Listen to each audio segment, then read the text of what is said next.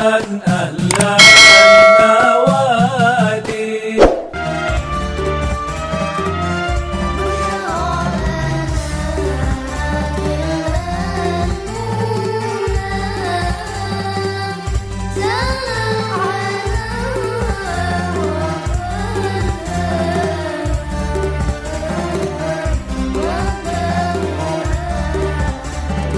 Assalamualaikum warahmatullahi wabarakatuh. Alhamdulillahi rabbil alamin. Allahumma salli wa sallim ala sayyidina Muhammadin miftahi babi rahmatillah adada ma fi ilmillah, salatan wa salaman daimain mutalazimain bidawai mulkillah wa ala alihi wa sahbihi wa man walah, amma ba'du. Subhanak la ilma lana illa ma 'allamtana innaka antal alimul hakim. Rabbi israh li sadri wa yassir li amri wahlul 'uqdatan min lisani yafqahu qawli wa saddid lisani wahdi qalbi bihaqqi sayyidina Muhammadin sallallahu alaihi wa alihi wa baraka wasallam. Yang kami muliakan, yang kami hormati guru kami bersama Al-Habib Muhammad Baqir ibn Syekh Abi Bakar bin Salim mata'anallahu subhanahu wa ta'ala fi tuli hayatih wa umrih wa nafa'ana bihi wa bi'ulumihi fi darain, amin ya rabbal alamin.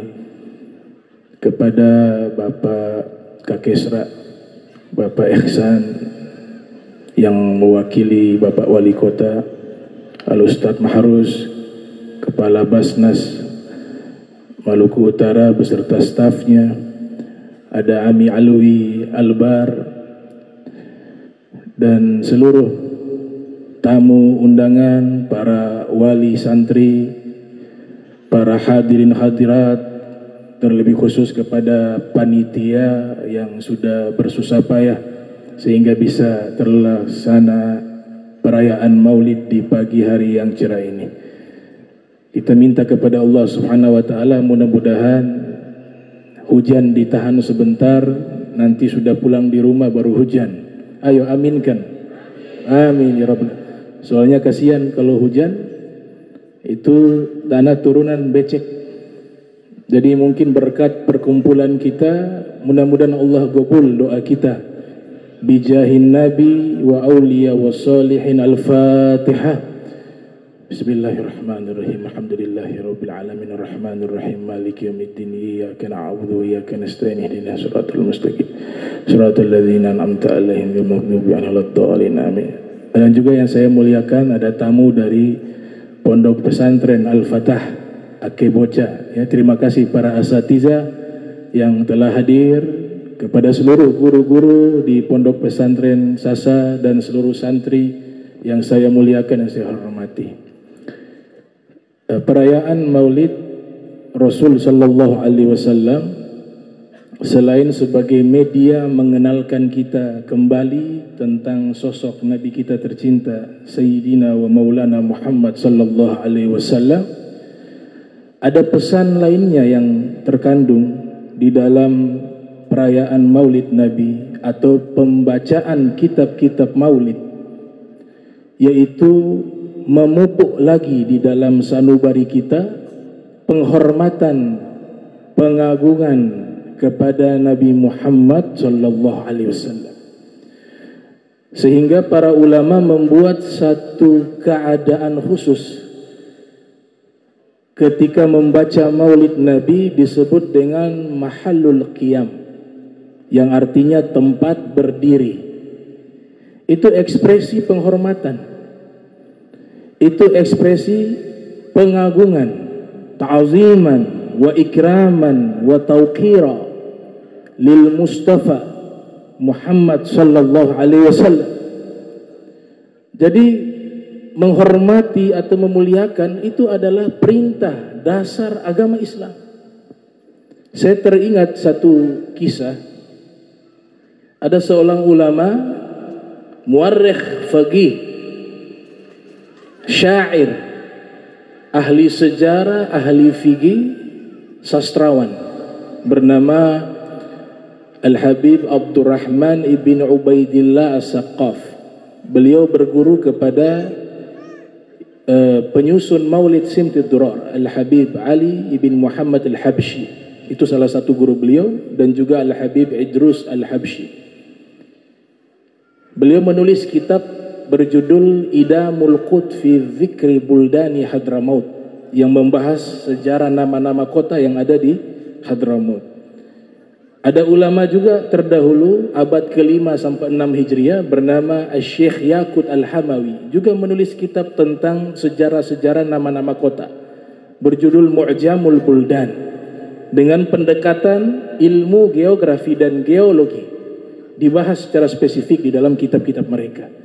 Ada kisah menarik ketika beliau mungkin melaksanakan ibadah haji atau umroh, sampai di Masjidil Haram, beliau membaca Maulid Nabi di dalam Masjidil Haram. Dan ini masuk ke masanya Raja Abdul Aziz, Raja Saudi Arabia. Di masa itu namanya Malik Abdul Aziz. Maka Al-Habib Abdurrahman bin Ubaidillah ketika membaca maulid dengan santri-santrinya di dalam Masjidil Haram, sampai di fasal mahallul qiyam, tempat berdiri, mereka berdiri semuanya. Kita ketahui bahwa kerajaan Saudi ini mendukung mazhab yang memang anti terhadap maulid Nabi. Kita kenal dengan Wahabiyah. Dan ini definisi sudah lama. Artinya lama, muncul di masa awal berdirinya kerajaan Saudi, dan ditulis dalam kitab oleh mufti kota Makkah dan Madinah bernama As-Sayyid Ahmad Zainud Dahlan, menulis kitab berjudul Fitnatul Wahabiyah, fitnahnya Wahabi. Maka para askar yang ada di Masjidil Haram ketika melihat Al-Habib Abdurrahman ibn Ubaidillah As-Saqqaf berdiri bersama santri-santrinya ketika membaca Maulid Nabi, mereka melarang itu. Mereka mengatakan ini perbuatan tidak ada dalilnya. Ini perbuatan adalah perbuatan bid'ah. Maka dilarang Al-Habib Abdurrahman untuk berdiri dengan santri-santrinya. Beliau mengalah, tidak mau ada masalah. Beliau mengalah, akhirnya beliau duduk. Jadi membaca fasal mahalul qiyam dalam keadaan duduk, karena dilarang sama askar. Para askar tidak mengetahui bahwa kedatangan Al-Habib Abdurrahman ibn Ubaidillah As-Saqqaf ke Hijaz itu diundang oleh Raja Malik Abdul Aziz. Maka beliau ketika besok harinya diundang ke istana, duduk di depan para ulama, ada umara, para pejabat, menanti-nanti kedatangan raja di dalam istana.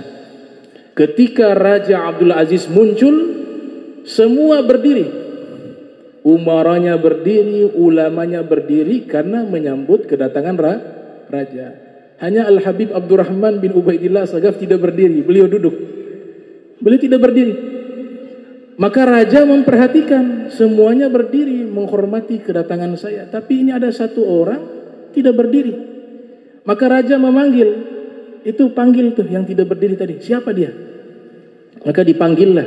Ketika dipanggil, raja mengenal ini adalah salah satu undangan yang diundang oleh raja, seorang ulama, ahli sejarah, ahli geografi, ahli geologi, dan seorang sastrawan yang bernama Al-Habib Abdurrahman ibn Ubaidillah As-Saqqaf. Maka raja bertanya, "Ya Habib, kenapa ketika saya datang antum tidak berdiri? Yang lain berdiri menghormati kedatangan saya." Al-Habib Abdurrahman mengatakan, "Wahai raja, saya mau bertanya kepadamu satu pertanyaan. Engkau dengan Nabi Muhammad sallallahu alaihi wasallam, mana yang lebih mulia? Mana yang lebih agung?" Maka raja mengatakan, tentu saja yang lebih mulia Nabi Muhammad sallallahu alaihi wasallam. Baik, kemarin saya membaca maulid di dalam Masjidil Haram, sampai di fasal saya berdiri menghormati Nabi Muhammad, askar-askarmu melarang itu. Sedangkan hari ini engkau katakan engkau di bawah Nabi Muhammad, Nabi Muhammad lebih mulia. Engkau datang, kami tidak berdiri, engkau marah. Padahal Nabi Muhammad lebih mulia daripada engkau. Maka raja itu mengatakan, wahai para pejabat, para askar, kalau ada Al-Habib Abdurrahman dan murid-muridnya membaca maulid di Masjidil Haram dan juga di Masjid Nabawi, ketika mereka berdiri, maka jangan ada yang melarangnya, kata raja. Nah, itu kan ekspresi apa? Simbol penghormatan. Jadi kadang-kadang menghukumi itu harus pakai hukum fikih. Dicampur masalah fikih, masalah akidah. Misalnya berdiri dihukumi haram, sedangkan hukum berdiri itu mubah. Bagaimana berdiri menghormati sesuatu haram?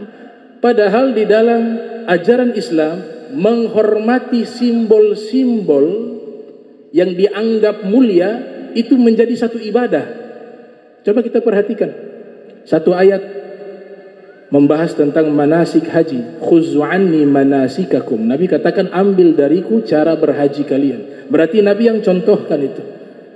Wa may yu'azzim sya'airallah fa innaha min taqwal qulub. Ini satu ayat.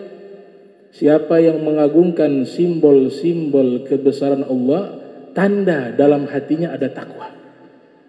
Al-Imam Nawawi yang lahir tahun 631 Hijriah, wafat 676 Hijriah, menulis satu kitab berjudul At-Tibyan fi Adabi Hamalatil Quran. Kitab yang membahas tentang etika dan akhlak para penghafal Al-Quran. Al-Habib Abdullah Al-Haddad di dalam kitab At-Tazkiratul Ammah atau Da'watul Tammah wa Tazkiratul Ammah menyebutkan penghafal Al-Quran ada dua. Ada hamalatul Quran hakikiyah, ada hamalatul Quran majaziyah. Penghafal Al-Quran yang hakiki, dia menghafal Al-Quran dan dia mengamalkan seluruh isi Al-Quran, dan dia menjaga kehormatan Al-Quran, adabnya, akhlaknya terhadap Al-Quran. Itu disebut penghafal Al-Quran hakiki. Kalau penghafal Al-Quran sekedar menghafal, nilai-nilai kebaikan di dalam Al-Quran dia tidak amalkan, maka dikatakan penghafal Al-Quran kiasan saja, dan itu tidak dimuliakan oleh Allah Subhanahu wa ta'ala. Imam Haddad mengatakan bahwa penghafal Al-Quran ini, Imam Nawawi sebutkan dalam kitab At-Tibyan, salah satu simbol besarnya Allah. Masuk dalam ayat sya'airullah, termasuk simbol-simbol kebesaran Allah. Imam Nawawi mengatakan ini salah satu contoh. Dia adalah simbol Allah yang terbesar, yaitu para penghafal Al-Quran. Maka harus muliakan dia, hormati dia. Yang kedua, Syekhun Kabir, yaitu orang yang sudah sepuh, sudah tua. Bahkan ada hadis Nabi katakan, laisa minna man lam yuwaqqir kabirana wa lam yarham saghirana, atau kama qala Nabi sallallahu alaihi wasallam. Bukan golongan kami orang yang tidak menghormati orang tua kami, orang besar kami. Maknanya bisa dua, besar atau tua dari sisi usia, atau dia masih muda tapi besar ilmunya, sehingga dia juga harus dimuliakan. Dan bukan golongan kami orang yang meremehkan orang-orang kecil. Bisa diartikan dua, orang kecil usianya muda, atau orang yang susah, orang fakir miskin. Itu disuruh kasih sayang kepada mereka.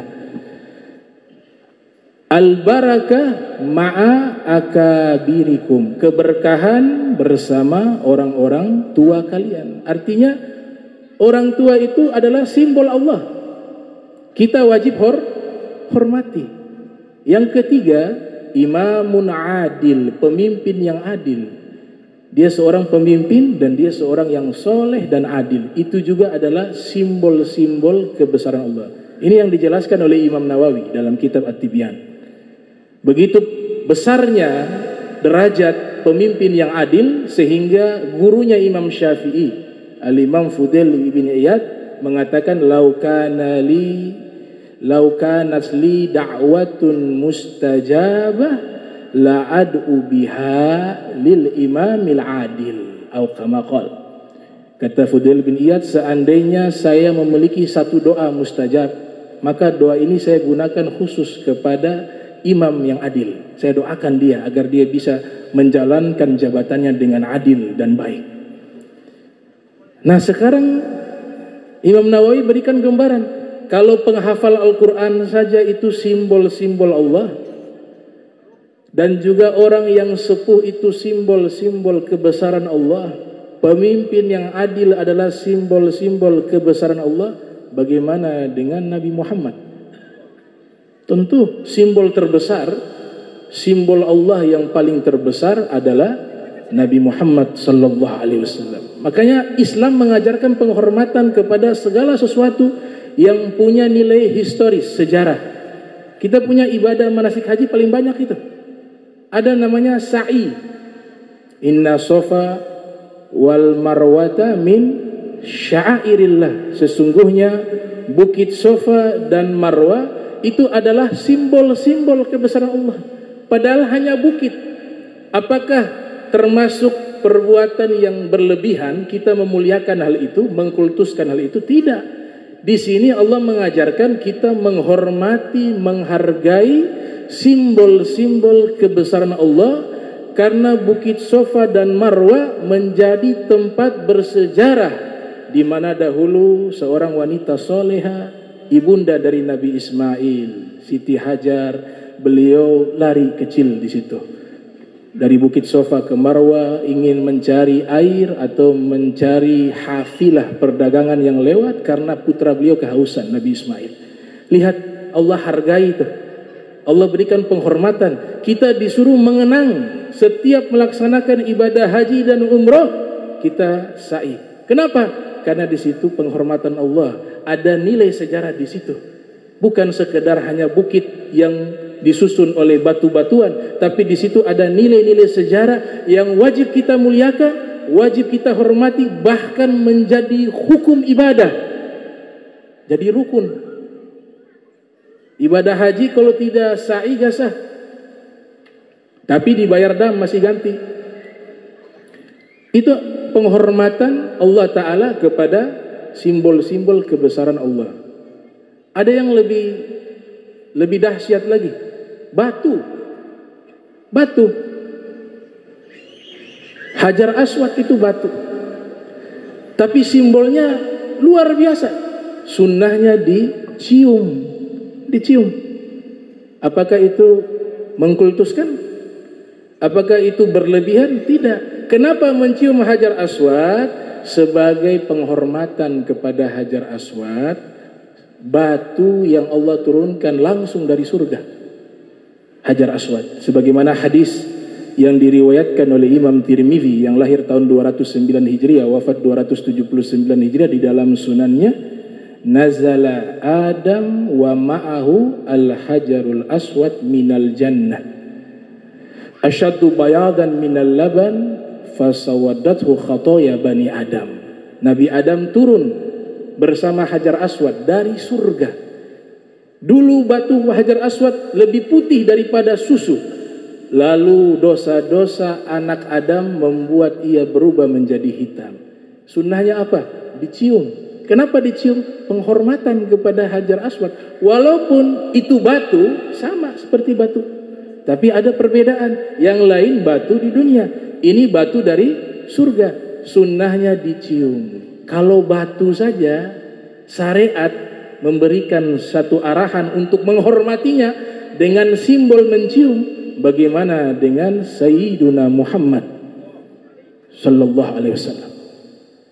Makanya Sayyidina Umar bin Khattab itu, dia katakan di dalam riwayat disebutkan oleh Al-Imam Bukhari yang lahir tahun 194 Hijriah, wafat 256 Hijriah, di dalam sahihnya dia melihat Nabi setiap mendekati Hajar Aswad mencium Hajar Aswad. Kemudian Sayyidina Umar bin Khattab ketika hendak mau mencium Hajar Aswad, dia katakan, inni a'lamu annaka hajar. Wahai Hajar Aswad, saya tahu kamu ini hanya batu. La tanfa' wa la tadur. Kau tidak bisa memberikan manfaat, juga tidak bisa memberikan mudarat, bahaya. Laula ra'aitu an-nabiyya Muhammadan sallallahu alaihi wasallam qabbalak ma qabbaltuk abada. Kalau bukan karena saya melihat Nabi Muhammad SAW mencium dirimu, maka saya tidak akan mencium dirimu selama-lamanya. Karena apa sebab? Karena ittiba, mengikuti Nabi, Nabi menciumnya. Itu Nabi ajarkan penghormatan kepada Hajar Aswad, karena batu ini punya nilai sejarah, punya nilai historis, dan juga berasal dari tempat yang mulia, surganya Allah. Maka diekspresikan rasa penghormatan itu dengan mencium. Jadi makhlul qiyam itu begitu. Sama seperti hukum tepuk tangan. Kalau bicara hukum tepuk tangan, ya awalnya mubah tepuk tangan. Karena di dalam sholat juga kalau golongan wanita itu isyarat mengingatkan kan dengan tepuk tangan. Kadang-kadang dibawa ke masalah akidah sehingga nanti jadi rusak ini hukum. Tidak bisa bedakan mana masalah hukum halal haram, makruh mubah dengan masalah kafir, syirik, zindik. Itu zaman sekarang campur aduk sehingga keluar fatwa-fatwa yang aneh. Misalnya saya baca dalam kitab Majmu Fatawa, saya tidak perlu sebut namanya. Di situ ada riwayat mengatakan mencuci daging hewan yang dikurbankan di saat hari raya Idul Adha itu adalah perbuatan bid'ah. Karena tidak ada riwayat, menurut beliau ya, karena tidak ada riwayat yang menyebutkan Nabi setelah menyembelih hewan kurban dagingnya dicuci. Jadi mencuci hukumnya bid'ah. Itu salah satu contoh tuh. Salah satu contoh. Melafatkan niat usolli fardha maghribi 3 raka'atin ila akhir. Melafatkan niat, kalau dilakukan dengan sengaja, dia sudah melakukan satu perkara bid'ah. Diminta orang yang melafatkan niat untuk bertobat, jangan lagi lafatkan niat. Kalau masih terus melafatkan niat dan sudah diajak bertobat tidak mau, kutil, bisa dihukum mati, bisa dibunuh.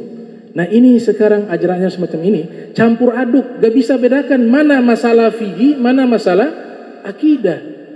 Sampai keluar fatwa yang sangat lucu fatwa. Menggunakan baju bola yang ada tulisan pemain bola di belakangnya dan pemain bolanya itu orang kafir, maka dia syirik.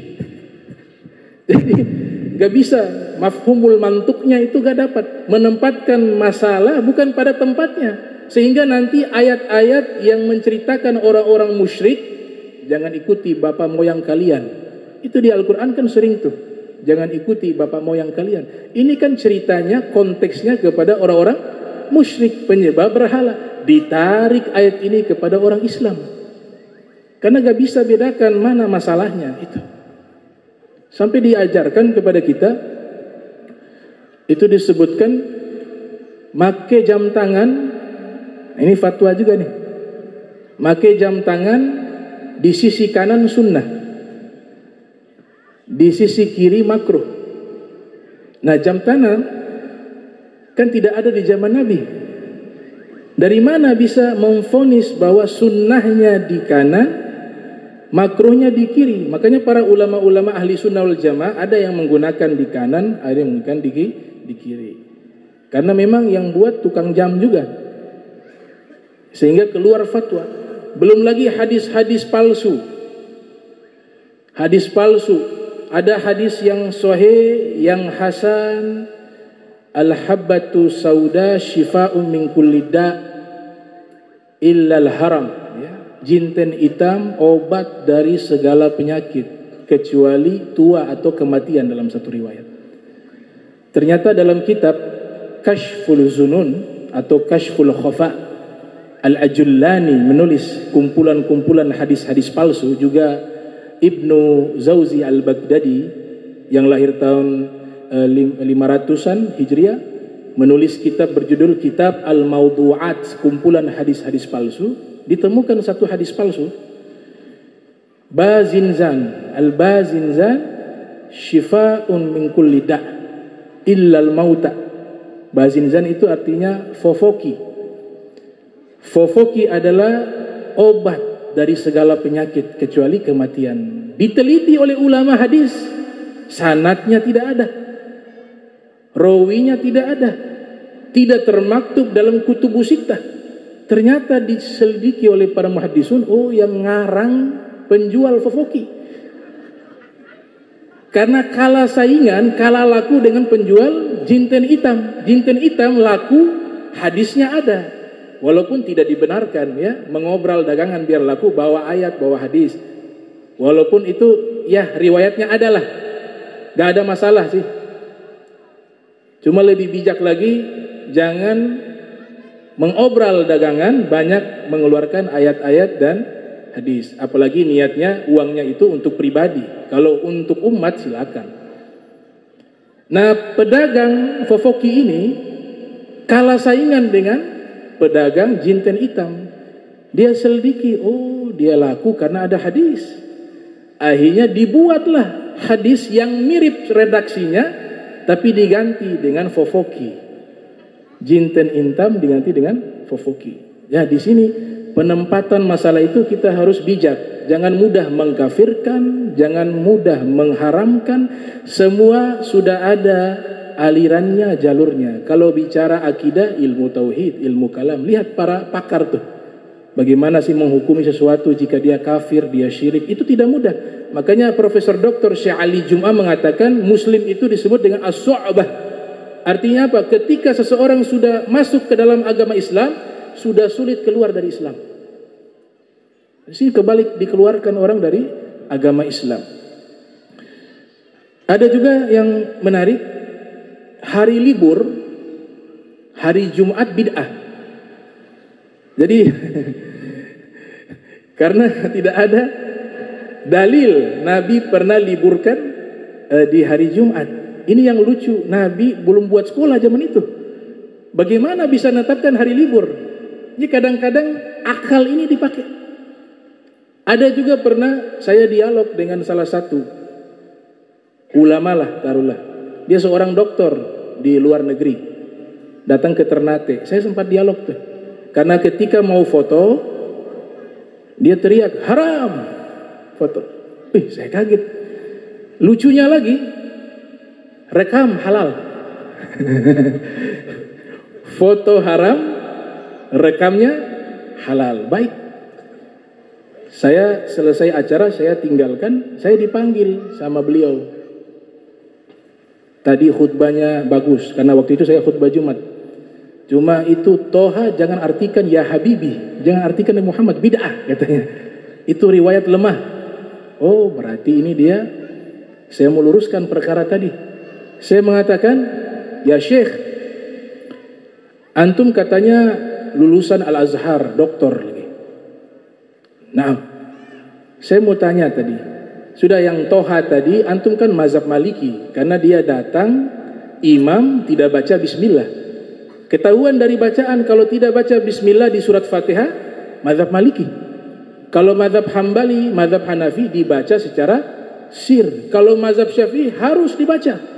Kalau tidak dibaca, batal sholat kita. Karena basmalah bagian dari surat Al-Fatihah. Ikut yang itu. Jangan berangkat keluar, ngambil di sana. Bawa ke sini, enggak. Kita punya ajaran ini juga, landasan ilmunya ada. Mazhab Syafi'i wajib membaca basmalah, dia tidak baca. Baik, maka saya paham betul ini mazhab Maliki. Maka saya mengatakan, wahai Syekh, antum katanya mazhab Maliki. Itu di dalam kitab Asy-Syifa li Huquqil Mustafa, namanya Al-Imam Qadi Iyad. Itu kan mazhabnya Maliki di Spanyol, Andalus. Beliau mengatakan toha itu artinya ya habibi isnaduhu hasan, sanadnya hasan. Jadi riwayat dari mazhab Maliki mengatakan toha itu artinya wahai kekasihku Nabi Muhammad. Itu riwayat yang bagus. Itu mazhab Maliki itu. Antum pernah baca gak takhrijnya dalam kitab Nasimur Riyad yang mensyarahkan kitab Asy-Syifa? Oh, saya belum baca, Bib. Itu belum baca tapi sudah mengatakan riwayat palsu, padahal ulamanya sendiri yang mengatakan hadis hasan. Dia mau pergi, saya tahan, Bib. Sabar dulu, belum selesai. Tadi mohon maaf mau foto, antum teriak haram, jangan foto. Saya mau tanya, Ulama siapa yang mengharamkan itu foto? Antum tahu tidak, mufti terdahulu namanya Syekh Bakhit Al-Muti Al-Hanafi. Itu guru besar di Al-Azhar Al-Syarif, mufti lagi. Beliau menulis satu kitab berjudul Al-Jawabu Syafi fi Ibahati Taswir Fotografi, membahas tentang hukum fotografi. Kesimpulannya, hukum fotografi itu sama seperti bercermin. Kita cermin, kalau gambarnya bagus ya halal, kalau telanjang haram. Lihat dari cermin, ada sosok lain yang melihat, ada orang lain di cermin berkaca, kita lihat, kalau bukan istri kita haram. Kalau kita sendiri melihat telanjang makruh, lihat diri sendiri telanjang makruh. Nah, itu kesimpulan dari mufti Mesir.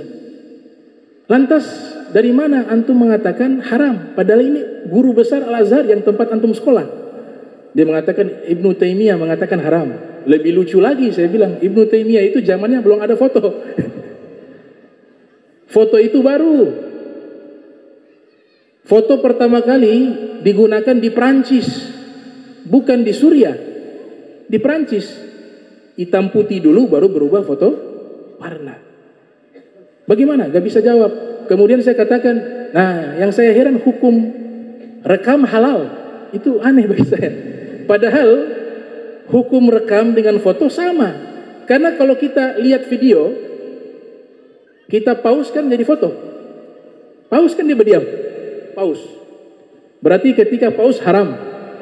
Ketika dinyalakan, diaktifkan lagi halal. Ini menjadi hukum yang sangat lucu. Bisa jadi haram ketika kita pause dia berubah jadi gambar. Tapi ketika kita play dia jalan lagi halal. Berarti hukumnya bisa berubah, kadang bisa halal, bisa haram. Ini yang saya katakan, menempatkan masalah bukan pada tempatnya. Padahal seorang dokter. Yang lucunya saya tanya balik lagi, antum dari luar negeri kan, datang ke Indonesia, ada paspor dan visa tidak? Paspor dan visa pakai foto? Gak mungkin gak ada foto. Kaget dia. Sudah al-bitaqah as-sakhsiyah, KTP. Bahasa Arabnya al-bitaqatu as-sakhsiyah. KTP ada foto tidak? Coba saya lihat. Dia sudah simpan. Sudah, ikhtilaf ummati rahmah. Perkaulan Nabi sallallahu alaihi wasallam, perbedaan pendapat di kalangan umatku adalah rahmat. Saya bilang lebih salah lagi. Itu bukan hadis Nabi. Itu sanadnya tidak ada, itu ucapan ulama. Bukan qaulan Nabi sallallahu alaihi wasallam. Antum bisa cek dalam kitab Faidul Qadir karya Imam Al-Munawi, di situ beliau mengatakan la aslalahu. Imam Suyuti juga mengatakan la isnadalahu. Al-Imam Az-Zahabi juga mengatakan la aslalahu. Gak ada sanad, gak ada asal. Itu qaulnya ulama. Akhirnya dia keluar dari masjid tersebut. Saya ikut dia. Balehonya besar. Ada fotonya lagi sendiri besar. Wadi Al-Munawar juga ada, di Muhajirin juga ada fotonya. Besar. Saya tahan itu Syekh. Ya Syekh, hadza haram. Ini haram foto. Dia bingung, dia mengatakan panitia yang buat. Ya panitia muridnya antum.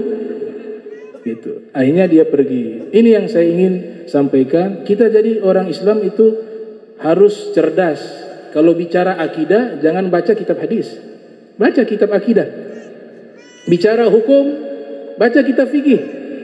Bicara tafsir Al-Quran, baca kitab tafsir. Sekarang kan dicampur-campur, akhirnya menempatkan masalah bukan pada porsinya.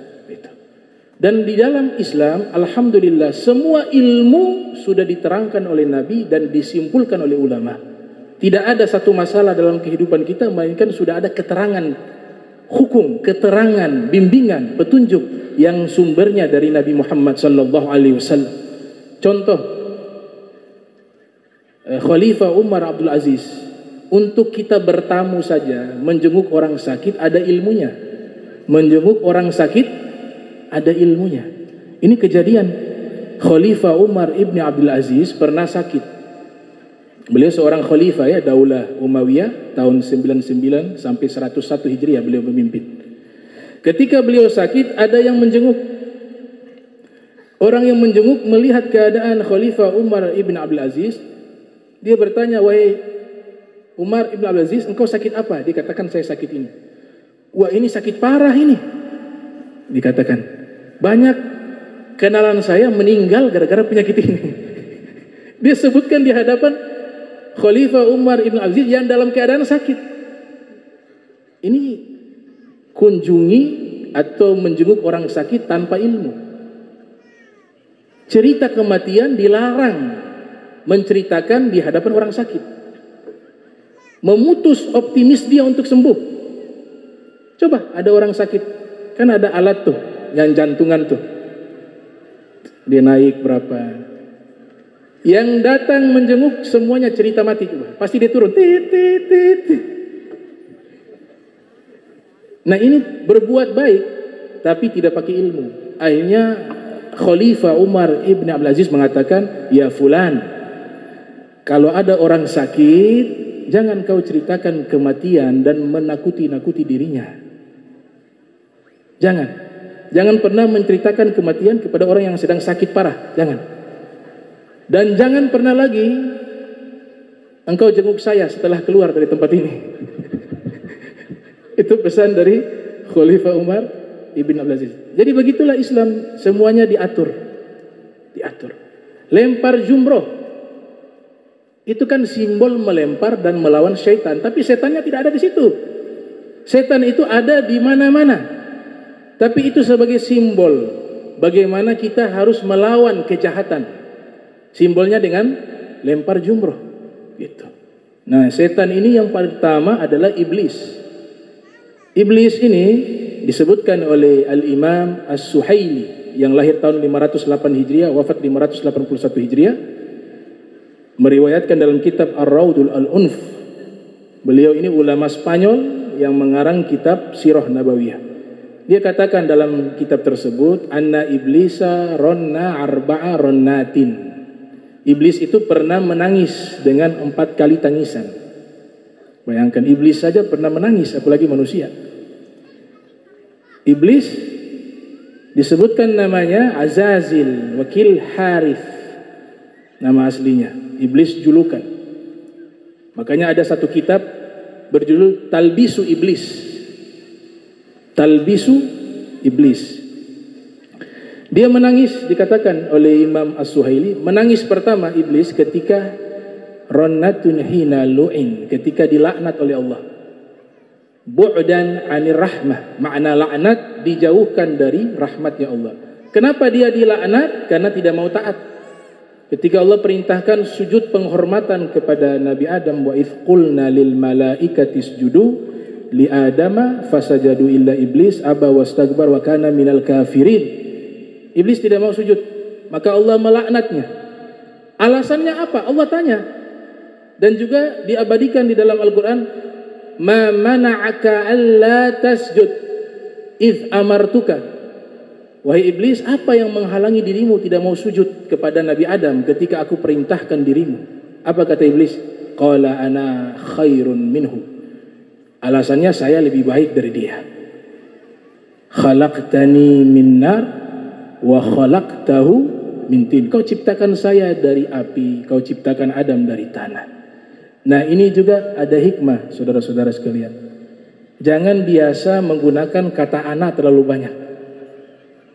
Makanya egois dalam bahasa Arab diambil dari kata ana, anania. Kenapa egois atau sombong diambil dari kata ana, saya, anania? Karena alamatul kibir, tanda orang sombong, kalau berbicara dia tidak memandang yang lain, selalu dia yang punya andil. Ini ana yang bikin semua nih. Ini ana semua nih. Ini jalan ana punya andil. Ini pesantren ana. Ini semua anak-anak. Huwa tidak ada, anta tidak ada. Dia tidak ada, kamu tidak ada. Ini harus dihilangkan. Itu tarbiyah di dalam ayat tersebut. Karena iblis mengatakan ana khairun minhu. Al-Imam Ja'far Shadiq ibn Muhammad al-Baqir ibn Ali Zainal Abidin ibn Husain ibn Ali bin Abi Thalib, yang lahir tahun 83 Hijriah, wafat 148 Hijriah, mengatakan awwalu man qas iblis. Orang pertama yang membanding-bandingkan dirinya dengan orang lain itu adalah iblis. Suka membanding-bandingkan, saya lebih baik dari dia. Saya punya andil, dia tidak. Saya yang buat ini, kalau tidak ada saya tidak akan ada. Itu bahasa-bahasa yang harus dijauhkan.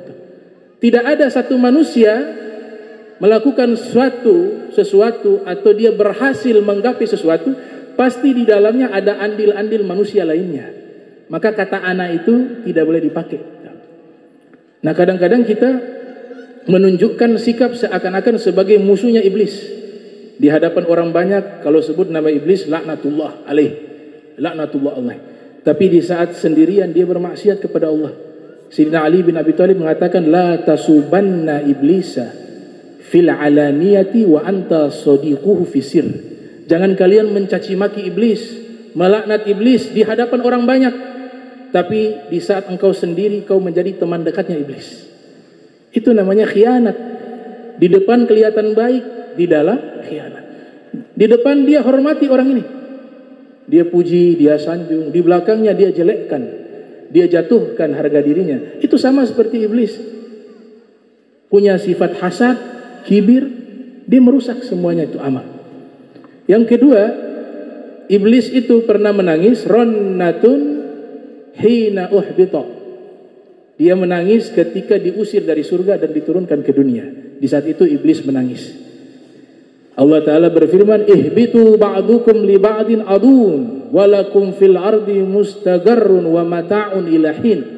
Turunlah kalian ke dunia ini, sebagian kalian akan menjadi musuh. Di situ dikatakan sebagian kalian. Kalian berarti banyak, bukan satu, bukan dua. Maka ulama tafsir merinci yang dimaksudkan kalian diturunkan di sini Nabi Adam, Siti Hawa, iblis dan ular hayyah. Ular juga diturunkan. Al-Imam Ja'far Shadiq mengatakan ular dahulu penjaga pintu surga. Dia punya 4 kaki. Siapa yang masuk ke surga harus lewat izinnya ular. Dia sebagai penjaga pintu gerbang. Tapi ketika dia konspirasi dengan iblis, iblis masuk ke dalam mulutnya. Waktu iblis dikeluarkan dari surga, sehingga malaikat yang di dalam tidak mengetahui di dalamnya ada iblis. Kalau ular yang masuk diizinkan karena sebagai penjaga pintu gerbang surga. Pada waktu itu masuklah itu ular, malaikat mengizinkan ular itu masuk. Sampai di tengah-tengah atau di dalam surga, iblis itu keluar dari mulut ular, dan disitulah dia bisikkan kejahatan, melakukan satu kesalahan yang bukan dosa. Para nabi tidak melakukan dosa. Memang skenarionya Allah Subhanahu wa taala seperti itu. Maka ular dihukum dengan hukuman Allah mencabut kakinya, 4 kakinya dicabut, dan Allah turunkan dia ke bumi. Dia berjalan dengan perutnya sampai hari kiamat. Itu sebagai ukubah kepada ular. Al-Imam As-Sahari di dalam kitab Al-Ansab mengatakan ketika diturunkan Nabi Adam, turun di India Nabi Adam. Siti Hawa turun di Jeddah di Saudi Arabia, di Hijaz. Kemudian iblis turun di Maisan yang ada di Irak, dan ular diturunkan di Asfahan yang ada di Iran. 4-4-nya diturunkan. Makanya Nabi katakan tuh, uktulu al-aswadaini fi sholati al-hayyatu wal aqrab. Hadis riwayat Abu Daud di dalam sunannya, yang lahir tahun 202 Hijriah, wafat 275 Hijriah. Nabi katakan, bunuhlah 2 hitam di dalam sholat. Ketika lagi sholat, ada 2 hitam ini datang, ingin membahayakan kita, ingin menggigit kita, ingin menyengat kita. 2 hitam itu adalah ular dan kalajengking. Jadi musuh abadi manusia itu selain syaitan, ular juga. Tapi bukan berarti sudah dikatakan jadi musuh, sehari-harinya cari ular untuk dibantai dan dibunuh. Salah juga. Kalau dia mengganggu kita, kita bunuh. Karena nanti juga ada larangan, ada jin yang menyerupai ular. Itu ada hadisnya secara khusus. Nabi katakan jika masuk ke dalam rumah, ada aturan-aturan khusus yang dibuat oleh Nabi. Kalau jin yang berupa ular, itu dilarang kita membunuhnya. Tapi cukup kita mengusir dia keluar. Wa fir riwayah Imam Rafi dalam kitabnya mengatakan Fathul Aziz ala Syarhil Wajiz menyatakan selama membahayakan dibolehkan kita membunuh ular. Tangisan yang ketiga, ronnatun hina wulida Rasulullah sallallahu alaihi wasallam. Iblis menangis ketika dilahirkan Nabi Muhammad sallallahu alaihi wasallam. Kenapa iblis menangis ketika Nabi dilahirkan? Karena iblis itu menyesatkan manusia. Sedangkan Nabi Muhammad datang memberikan petunjuk kepada manusia. Maka dia menangis. Kemudian iblis punya visi misi memasukkan sebanyak-banyaknya manusia ke dalam neraka. Sedangkan visi misinya Nabi Muhammad memasukkan sebanyak-banyaknya manusia ke dalam surga. Makanya dia sedih ketika Nabi Muhammad SAW lahir. Nurun ala nurin yahdillahu li nurihi may yasha. Cahaya di atas cahaya, dengan petunjuk cahaya Nabi Muhammad Allah berikan petunjuk kepada seluruh manusia. Wulidal huda fal kainatu diya'u wa famu zamani tabassumun wassana'u. Dilahirkan sang pembawa petunjuk Nabi Muhammad SAW. Disebutkan oleh Syauqi Beg petunjuk karena Nabi lahir membawa petunjuk, mengajak seluruh manusia sebanyak-banyaknya masuk ke dalam surganya Allah Ta'ala. Tapi hal yang berbeda tadi disampaikan oleh Santri membacakan ada yang bahagia walaupun meninggalnya dalam keadaan tidak menerima ajaran Islam. Abu Lahab, dia bahagia ketika Nabi lahir, tapi Allah Ta'ala kenang selalu kebahagiaan itu dengan diringankan azabnya setiap malam Senin. Di dalam kitab Urfu Ta'arif bil Maulidis Syarif ditulis oleh Ibnu Al-Jazari mengatakan riwayat Sayyidina Abbas bermimpi melihat Abu Lahab. Dia katakan, mahaluk, bagaimana kabarmu wahai Abu Lahab setelah engkau mati, setelah engkau meninggal? Ia mengatakan, finnar, saya berada di dalam neraka. Illa annahu yukhaffafu anni kulla laylati ithnain wa amussu min baini usbu'i ma'an bigodri hadha. Ia katakan, saya di neraka, di azab, tapi Allah ringankan setiap malam Senin. Saya diringankan azabnya dan saya diizinkan bisa meminum air yang keluar dari ujung-ujung jari saya, kata Abu Lahab. Karena apa? Karena bifarah maulid Muhammad. Karena saya pernah bahagia atas lahirnya Muhammad. Padahal Abu Lahab bahagianya Nabi Muhammad lahir sebagai keponakan, bukan sebagai nabi.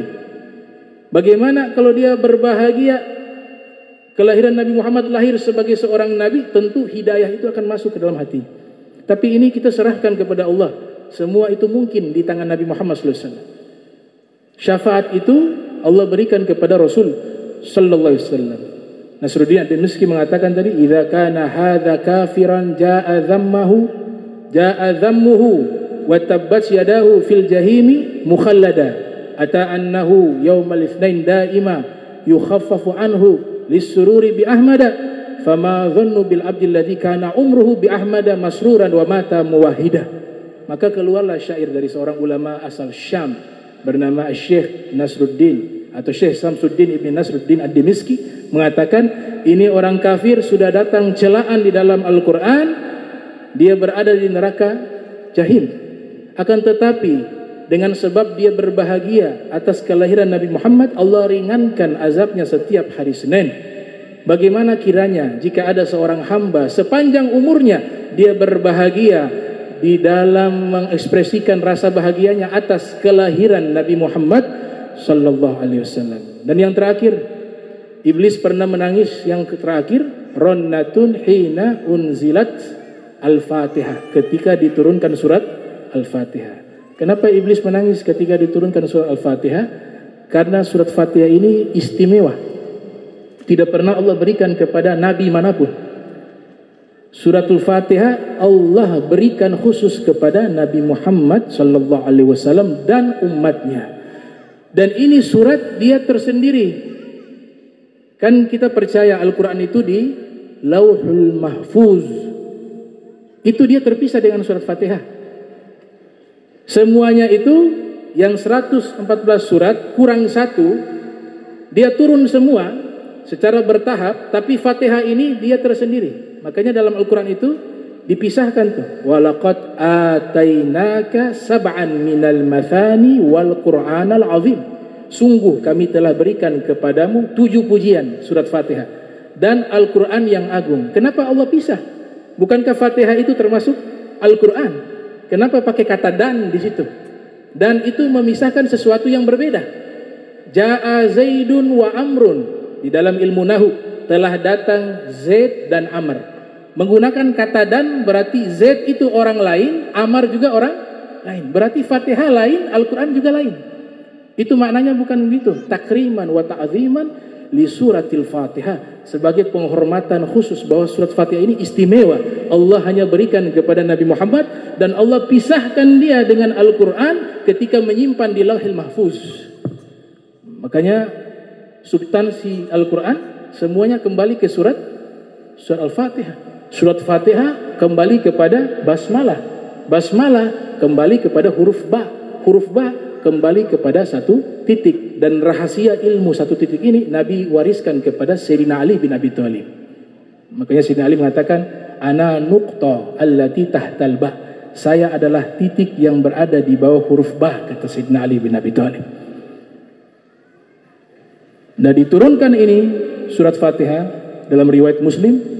Nabi sedang duduk, asbabun nuzul, kronologis turunnya surat Fatihah diriwayatkan oleh Imam Muslim yang lahir tahun 204 Hijriah. Nabi sedang duduk bersama malaikat Jibril. Tiba-tiba malaikat Jibril melihat ke langit. Rafa'a basarahu ila sama.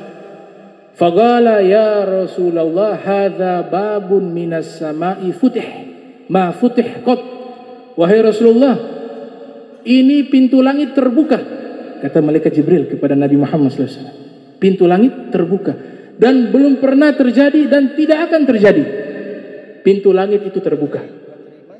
Fanazala minhu malakun fa'atan nabiyya sallallahu alaihi wasallam. Tiba-tiba pintu langit itu terbuka, muncul 1 sosok malaikat. Malaikat ini menghampiri Nabi Muhammad SAW. Kemudian dia mengatakan, abshir binurain. Wahai Rasulullah, kau dapat kabar gembira.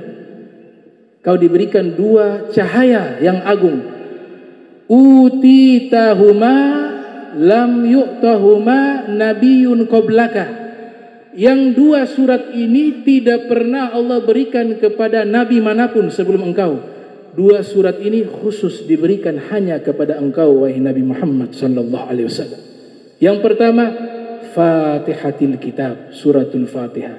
Dan yang kedua, khawatimi suratil Baqarah, penutup-penutup dari surat Al-Baqarah. Mudah-mudahan Allah Ta'ala berikan perkumpulan ini perkumpulan yang dirahmati Allah, yang diridhoi oleh Allah Subhanahu wa Ta'ala, dan semoga kita keluar dari tempat ini sudah disucikan oleh Allah, diangkat dosa kita, disirami dengan rahmatnya, dengan curahan anugerahnya kepada kita semua, dibersihkan hati kita, dibersihkan akal kita, dibersihkan ruh kita, dibersihkan jasmani kita, sehingga kita meninggal dunia dalam keadaan suci dan bersih. Yauma la yanfa'u malun wala banun illa man ata Allah biqalbin salim. Bismillahirrahmanirrahim. Alhamdulillahirabbil alamin. Allahumma salli wa sallim ala sayyidina Muhammad. Subhanaka bihamdika astaghfiruka wa atubu ilaik. Wa lafu minkum. Wassalamu alaikum warahmatullahi wabarakatuh.